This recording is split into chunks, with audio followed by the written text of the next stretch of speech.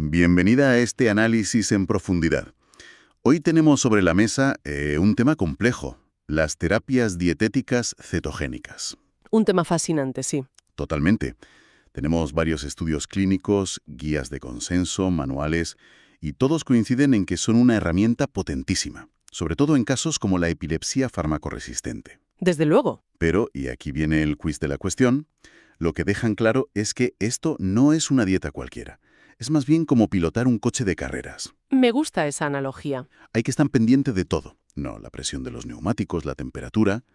Nuestra misión hoy es precisamente esa, revisar el manual de ese coche de carreras, para entender los riesgos y saber cómo pilotarlo con seguridad. Es una analogía perfecta, sí. Porque el potencial es enorme, pero el margen de error es mínimo. El objetivo no es asustar a nadie. No, para nada. Es dotar a los profesionales de herramientas para anticipar y gestionar. Porque las complicaciones no surgen al azar, siguen un patrón. Hay problemas que aparecen al principio y otros que son más silenciosos, que surgen a largo plazo. Pues vamos a ver ese mapa completo. Empecemos por la vuelta de calentamiento, que por lo que he estado leyendo puede ser bastante movida. Un poco sí. Las fuentes hablan de la famosa gripe ceto o keto flu. Suena fatal. ¿Qué es lo que le pasa al cuerpo exactamente? Pues a ver, es como el peaje que paga el organismo para cambiar de combustible, para pasar de quemar glucosa a quemar grasa. Un cambio de motor, básicamente. Exacto. Y al caer los niveles de insulina, los riñones empiezan a eliminar más agua y con ella se van electrolitos que son cruciales. Sodio, potasio, magnesio. Y ese desequilibrio es el que causa los síntomas. Justo. De ahí viene el dolor de cabeza, la fatiga, los calambres. Sobre todo en las pantorrillas, es muy típico. Incluso palpitaciones. Es la sensación de estar incubando una gripe, pero sin que haya ningún virus. Entiendo. Y para el clínico que está con el paciente y su familia, ¿esto es algo que simplemente hay que aguantar o se puede hacer algo? Porque me imagino la alarma de unos padres que ven a su hijo así. Esa es la clave. La comunicación es fundamental. Hay que anticiparse, explicarles que es una fase de adaptación, que es esperable y, sobre todo, que es manejable. Que no es algo que tengan que sufrir en silencio. Para nada. Con una buena hidratación y suplementando los electrolitos que se pierden, esta transición se suaviza muchísimo. Es una parte previsible del proceso que gestionamos activamente desde el minuto 1. Vale. Más allá de esa gripe, parece que el primer campo de batalla es casi siempre el sistema gastrointestinal. Sí. Me llamó mucho la atención un estudio sobre epilepsia refractaria en niños.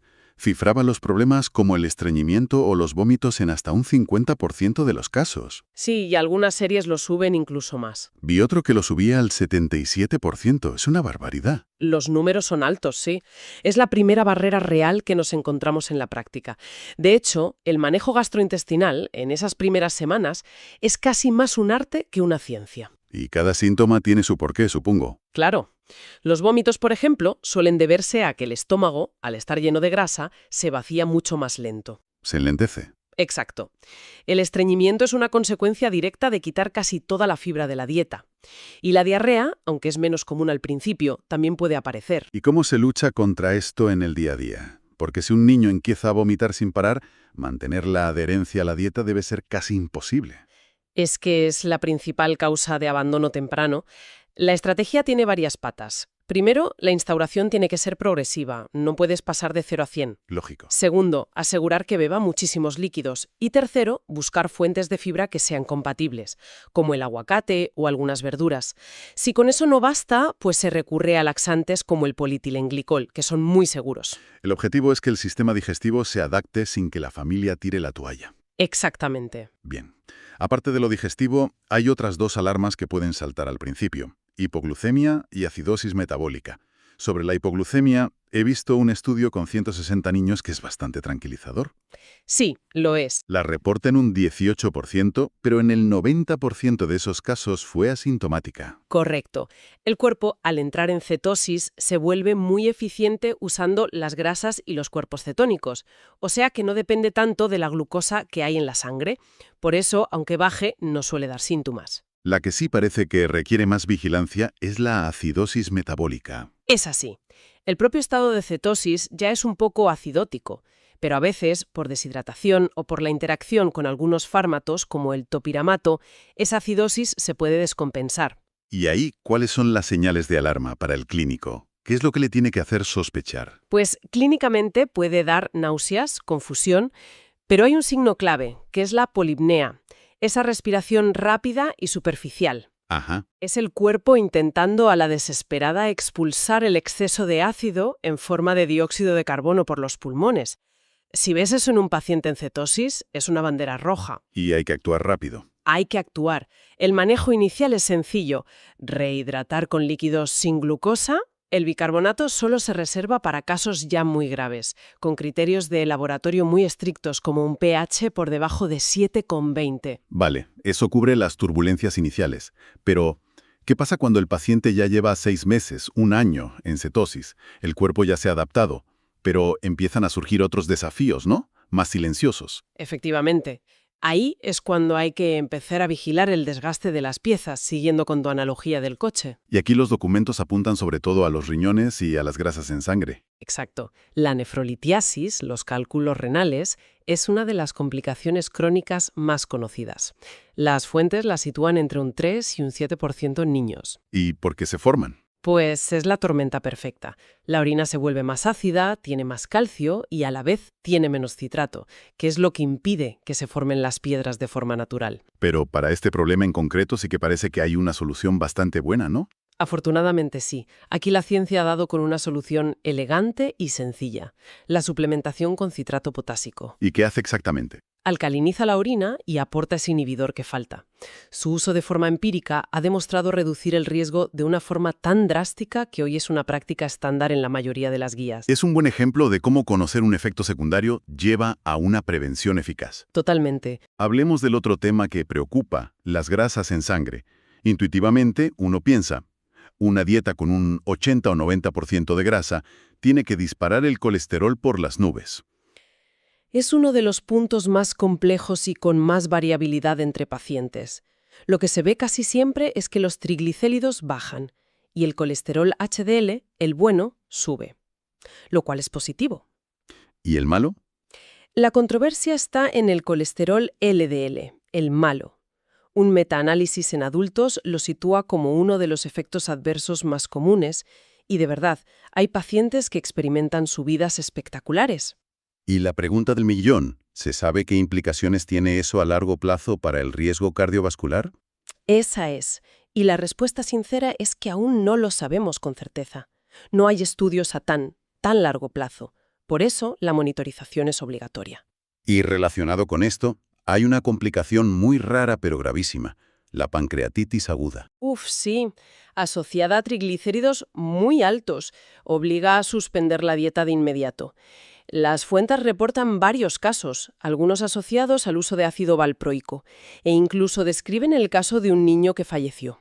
Vaya. Es una de esas complicaciones cisne negro, extremadamente rara, pero devastadora si ocurre, y te recuerda que con estos pacientes nunca puedes bajar la guardia. Hay un punto que me parece especialmente delicado, sobre todo porque esta terapia se usa mucho en niños.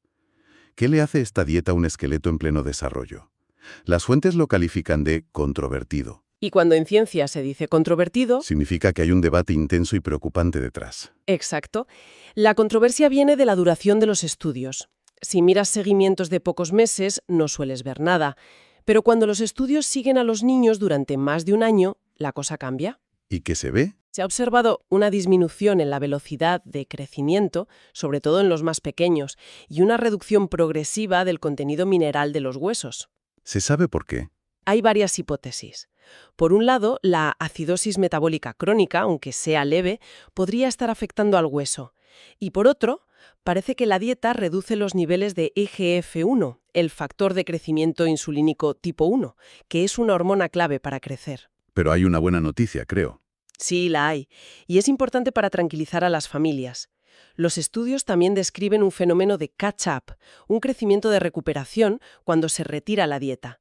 El cuerpo parece que recupera el terreno perdido. Eso me lleva a otro punto fundamental.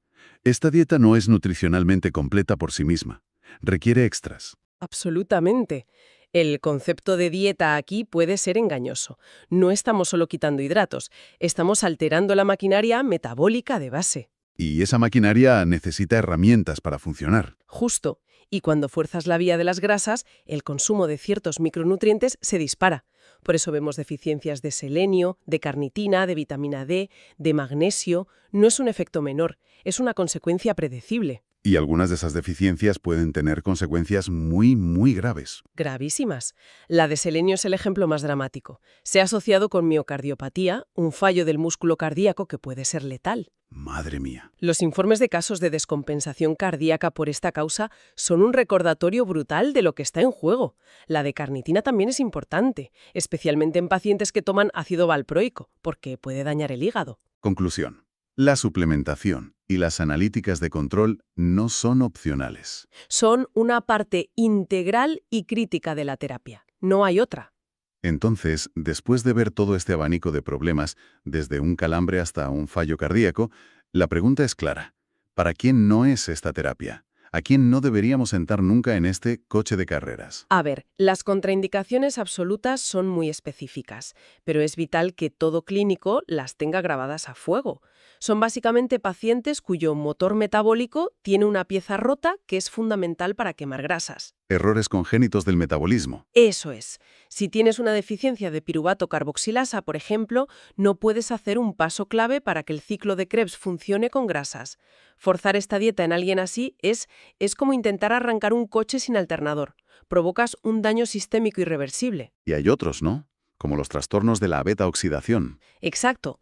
La deficiencia de CPT1 o 2, MCAD, son fallos de fábrica en la maquinaria de quemar grasa. Los documentos también hablan de contraindicaciones relativas. Insuficiencia renal, antecedentes de pancreatitis. Sí.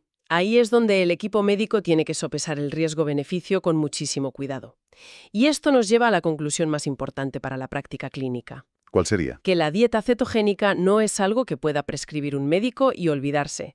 Exige un equipo cualificado detrás. Neurólogos, nutricionistas. Nutricionistas, personal de enfermería y una monitorización de laboratorio estricta y protocolizada. ¿Y qué implica esa monitorización en la práctica? Pues las guías internacionales son muy claras. Antes de empezar, una evaluación basal completa. Un chequeo a fondo. A fondo. Hemograma, iones, función del hígado, del riñón, perfil de lípidos, carnitina, micronutrientes. Y una vez iniciada la terapia, este chequeo se repite periódicamente, a los 3 meses, a los 6, al año.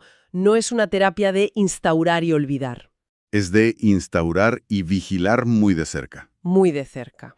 En resumen, el mensaje que se extrae de todas estas fuentes es que sí, es una herramienta terapéutica potente, pero está lejísimos de ser inocua. Desde luego. Es una terapia metabólica compleja, con efectos que van desde una molestia gastrointestinal manejable hasta complicaciones gravísimas que, aunque raras, exigen una vigilancia constante. El piloto tiene que ser un experto y el coche tiene que pasar revisiones frecuentes. Sin duda, es una intervención de alta especialización. Y para terminar, si me permites, me gustaría dejar una reflexión a futuro que se desprende de las propias fuentes. Adelante. Mencionan que la dieta modifica profundamente la microbiota intestinal e incluso que tiene efectos epigenéticos, es decir, cambia cómo se expresan nuestros genes sin alterar el ADN. Eso es muy potente. Es potentísimo. Y la pregunta es inevitable.